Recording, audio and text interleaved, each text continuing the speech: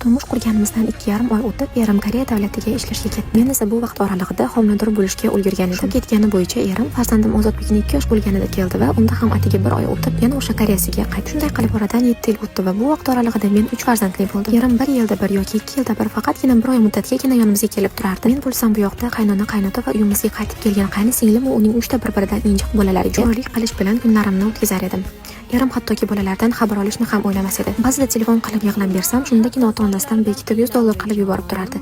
Erimni qolgan topib tutgan pullari esa ota-onasining sandig'idan chiqmas edi. Shunday qilib 7 yil ham o'tib ketdi. Men esa 3 bolam bilan qaynonamning uyida ularning cho'risidek yashashni davom ettirdim. Va qachonki qaynonam erim bilan telefonda qo'zi xotining ishlab topgan pullaridan ham bizga yuborib tur degan gaplarini eshitib qolmagunimgacha.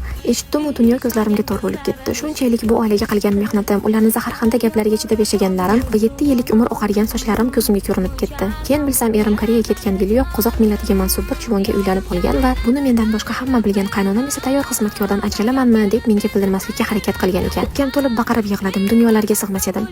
Qani meni yoshligim, qani meni baxtli hayot. Umrimni 7 yilni mana shu yolg'on hayot uchun bag'ishladimmi deb dod deb yig'ladim. Bu ishlardan so'ng meni chida qizim chida, hali ering kelsa yaxshi yashab ketasizlar deb tinmay qaytargan ota-onam ham o'zlari chidolmay narsalarini yig'ishtirib olib ketishdi. Bo'lgan voqealardan haligacha o'zimga kela olmadim, lekin baribir 3 farzandim uchun o'zimni kuch topib yashashim kerak deb obunachilarimdan biri o'z xabarini yuklagan. To'g'risi hikoyani o'qib ko'zlarimga yosh keldi. Ayollarning umrini zavo qiladigan bunday erkaklarga la'nat bo'lsin dedim. Agar siz ham oxirigacha tinglagan bo'lsangiz, izohlarda ayol uchun dalda so'zlardan yozib keting. Zor izohlarni o'qib bu ayolda yana o'zini tiklash uchun umid ko'rinsa va like bosib menga obuna bo'lishni unutmang.